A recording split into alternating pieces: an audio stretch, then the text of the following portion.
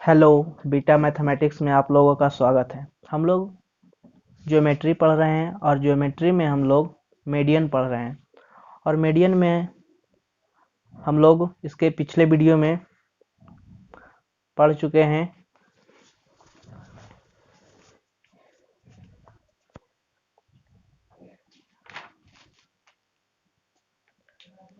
अपोलोनियम theorem पढ़ चुके हैं। हम लोग इसके पिछले वीडियो में अपोलोनियम थ्योरम पढ़ चुके हैं।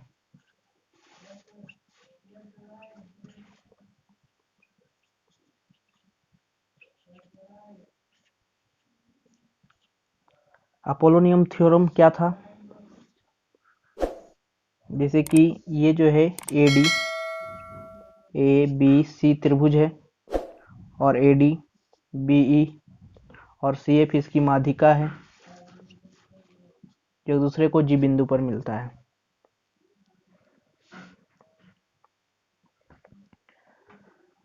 तो इसका जो AD, अगर जो हमको AD निकालना था तो क्या करते थे कि AB का स्क्वायर प्लस AC का स्क्वायर बराबर ट्वाइस ऑफ AD का स्क्वायर प्लस DC का स्क्वायर करते हैं, DC का स्क्वायर करते हैं। अब जैसे कि BE हमको निकालना पड़ता था, निकालना रहता है तो क्या करते हैं, इसी प्रकार से BE निकालना पड़ता था। निकालना रहता है तो क्या करते हैं कि AB का स्क्वायर प्लस BC का स्क्वायर ट्वाइस ऑफ BE का स्क्वायर प्लस AE का स्क्वायर। अब यदि जो CF निकालना रहता था तो क्या करते हैं कि BC का स्क्वायर प्लस AC का स्क्वायर बराबर ट्वाइस ऑफ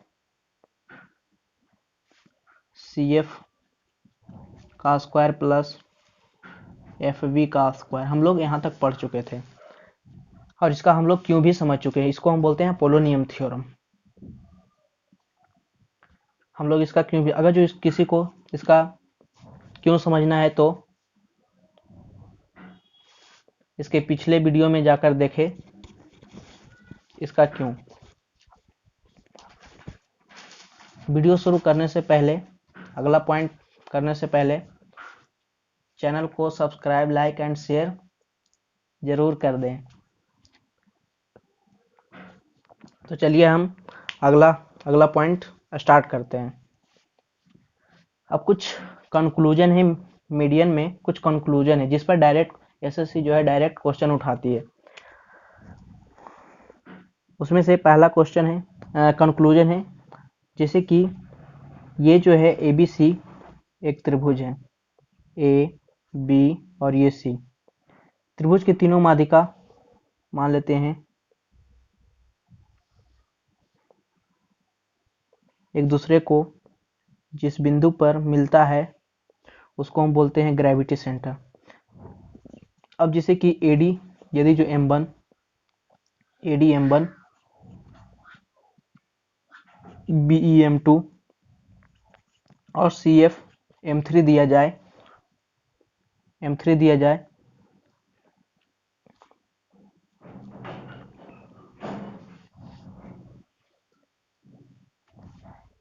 जाता है तो क्या हम जानते हैं कि ग्रेविटी सेंटर जो है त्रिभुज के माध्यिका को 2:1 के रेशियो में विभाजित करती है। तो 2:1 के रेशियो में विभाजित करती है। तो हम लोग इसके पिछले के वीडियो में पढ़े थे कि जो होता है ये जो होता है AG, जो A से G और G से D जो होता है, तो ये तो होता है AG तो होता है 2/3, ये होता है AG जो होता है 2/3 ऑफ M1 होता है और इसके नीचे वाला जो होता है 1/3 M1 होता है। अच्छा, BG जो होता है यह भी होता है 2/3 M2 होता है। हम लोग इस पिछले वीडियो में पढ़ चुके हैं ऐसा क्यों होता है, हम बताए थे। और CF जो होता है सी जी जो होता है क्या होता है, 2/3 ऑफ M3 होता है। और हम लोग त्रिभुज के बेसिक में पढ़ चुके हैं, ट्रायंगल के बेसिक में पढ़ चुके हैं कि दो भुजाओं का एक योग, त्रिभुज के दो भुजाओं का योग, इसके सामने वाली भुजा स्मॉल ए, इसके सामने वाली भुजा स्मॉल बी, इसके सामने वाली भुजा स्मॉल सी, त्रिभुज के दो भुजाओं का योग जो है हमेशा तीसरी से बड़ी होती है। जैसे कि a प्लस सी बड़ा होगा b का,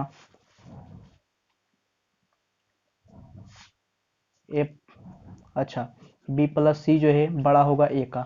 हम लोग इसके बारे में जानते हैं कि त्रिभुज के दो भुजाओं का योग हमेशा तीसरी भुजा से बड़ी होती है। चलो अभी आप लोग को समझ में नहीं आएगा, इसका जो मेन रिजल्ट आएगा तब समझ में आएगा कि हम क्या समझाना चाहते हैं। थोड़ा देर वीडियो पे बने रहें। तो चलिए हम लोग अब क्या करते हैं, पहले चलते हैं त्रिभुज AGB में, और हम जानते हैं कि त्रिभुज के दो भुजाओं का योग हमेशा तीसरी भुजा से बड़ी होती है। तो देखो AG और BG का योग इससे बड़ी होगी AB से, यानी कि 2/3 M1 प्लस 2/3 M2 को अगर जो योग करेंगे तो क्या AB से बड़ा होगा, जरूर। इसको मान लेते हैं समीकरण 1। दूसरा चलते हैं त्रिभुज BGC में, त्रिभुज BGC में चलते हैं। इसमें भी BG और GC को अगर जो जोड़ेंगे तो BC से बड़ा होगा।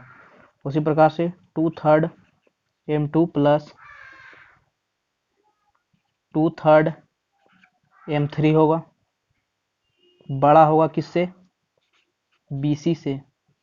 इसको मान लेते हैं समीकरण दूसरा। इसी प्रकार से चलते हैं त्रिभुज AGC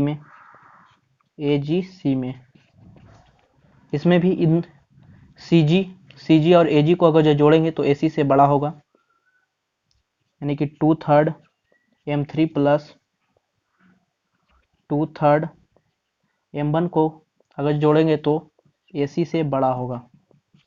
इसको मान लेते हैं तीसरा। अब यदि जो हम तीनों समीकरण को ऐड करें तो 2/3 तो कॉमन आ जाएगा, और दो बार आ जाएगा M1।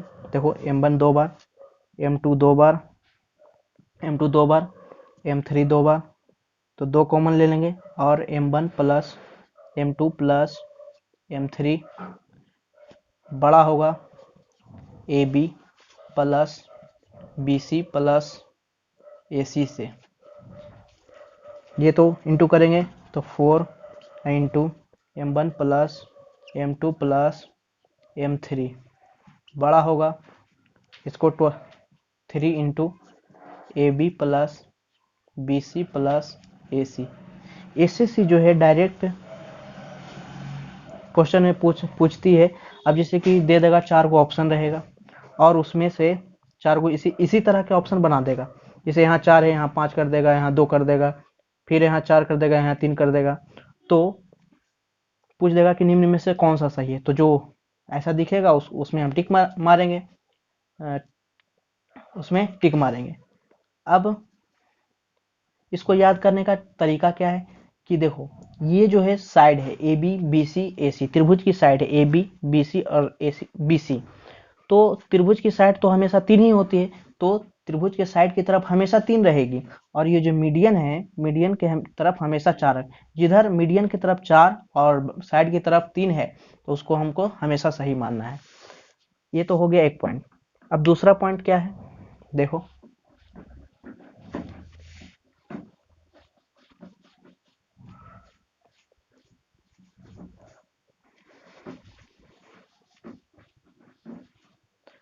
दूसरा पॉइंट है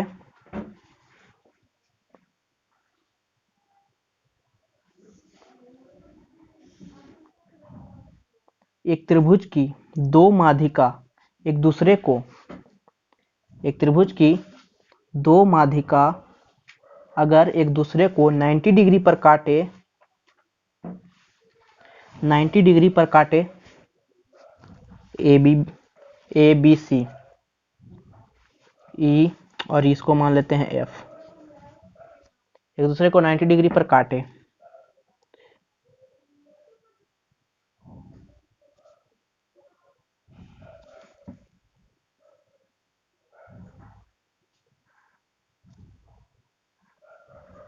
एक दूसरे को 90 डिग्री पर काटे तो AB का स्क्वायर प्लस AC का स्क्वायर बराबर 5BC का स्क्वायर होता है। ऐसा क्यों होता है? और ये दोनों जो एक दूसरे को जिस त्रिभुज की माध्यिका एक दूसरे को जिस बिंदु पर काटती है उसको हम G बोलते हैं, यानी ग्रेविटी सेंटर बोलते हैं। अब बात आती है कि ये आखिर ऐसा क्यों होता है, क्यों ऐसा क्यों हुआ? तो हम इसका क्यों समझते हैं, चलते हैं। क्या था? AB का स्क्वायर प्लस AC का स्क्वायर बराबर 5BC का स्क्वायर।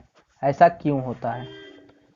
चलिए हम जानते हैं कि ग्रेविटी सेंटर जो है त्रिभुज की माध्यिका को 2:1 के रेशियो में विभाजित करती है।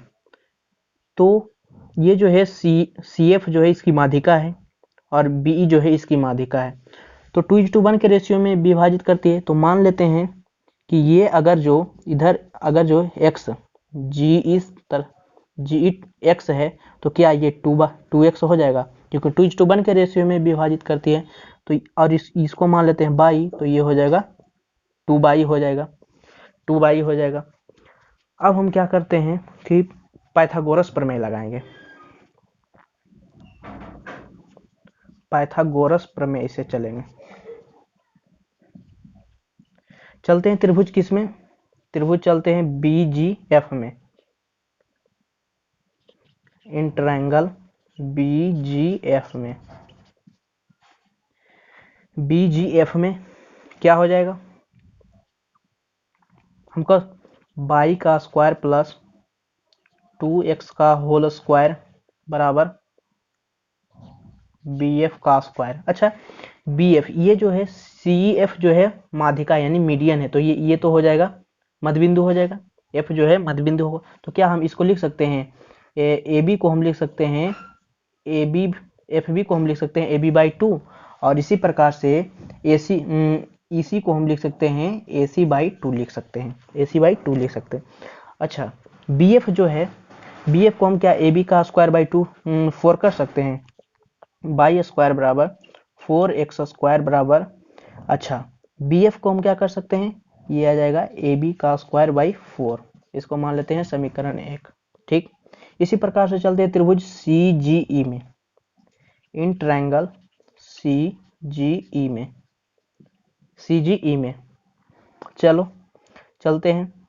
तो इसमें आ जाएगा x स्क्वायर प्लस 2 बाई का होल स्क्वायर बराबर EC का स्क्वायर आ जाएगा, x square plus 4 by square बराबर EC को हम क्या लिख सकते हैं, AC का स्क्वायर बाई 4 आ जाएगा। इसको मान लेते हैं समीकरण 2। अब हम क्या करते हैं, दोनों को ऐड करते हैं, 1 + 2 इसको ऐड करते हैं, तो 4 और 1 5 आ जाएगा, यानी 5 बाई स्क्वायर प्लस 4 और 1 5 यानी 5x स्क्वायर बराबर AB का स्क्वायर बाई 4 प्लस AC का स्क्वायर बाई 4। यहाँ से 5 कॉमन ले लेते हैं, x square plus by square बराबर, यहाँ से 4 LCM तो आ जाएगा AB का स्क्वायर प्लस AC का स्क्वायर आ गया। अब हम क्या करेंगे इसके बाद, चलो देखते हैं। हम जानते हैं कि अब इसको यहाँ से इस प्रकार से मिला दें, F भी मध्य बिंदु है और E भी मध्य बिंदु है। और हम लोग अगले पढ़ेंगे त्रिभुज, जब ट्रायंगल को बेसिक से पढ़ेंगे तब आगे सिमिलरिटी में पढ़ेंगे कि त्रिभुज के दो मध्य बिंदु को मिलाने वाली रेखा जो है हमेशा तीसरी भुजा के समानांतर और आधी होती है। जैसे ये A है, ये B है, ये C है, D और ये E। तो ये जो DE जो होता है वह BC/2 होता है, BC/2 होता है। ये अगला पॉइंट है, इसको ध्यान में रखो, इसी पर अभी काम होगा। तो चलो देखते हैं कि अगर जो हम यहाँ से क्या करते हैं, FE निकालते हैं, यहाँ से क्या करते हैं, FE निकालते हैं, FE का स्क्वायर निकालेंगे, इसमें भी पाइथागोरस प्रमेय लगाते हैं, तो क्या x² प्लस y² बराबर हो जाएगा FE का स्क्वायर हो गया, FE का स्क्वायर होगा। और ये दो मध्य बिंदु है, सिर्फ दो मध्य बिंदु क्यों हुआ मध्य बिंदु, क्योंकि ये दोनों माध्यिका है, माध्यिका है तो ये तो इसको बराबर भागों में विभाजित करेगी AB को, तो ये माध्यिका बन जाएगा, ये भी मध्य बिंदु बन जाएगी। तो दो मध्य बिंदु को मिलाने वाली रेखा हमेशा तीसरी भुजा के समानांतर और आधी हो जाएगी, तो ये हो जाएगा BC/2 हो जाएगा। इसी प्रकार से x² प्लस y² बराबर, यहाँ से हम चले कि कौन सा त्रिभुज में चले, इन ट्रायंगल FGE में चले। अच्छा, FE को हम क्या लिख सकते हैं, BC का स्क्वायर/4 लिख सकते हैं। अच्छा, अब हम क्या करेंगे कि ये जो आया x² प्लस y² का मान इसमें रख देते हैं, क्या है 5 x² प्लस y² बराबर AB का स्क्वायर प्लस AC का स्क्वायर/4।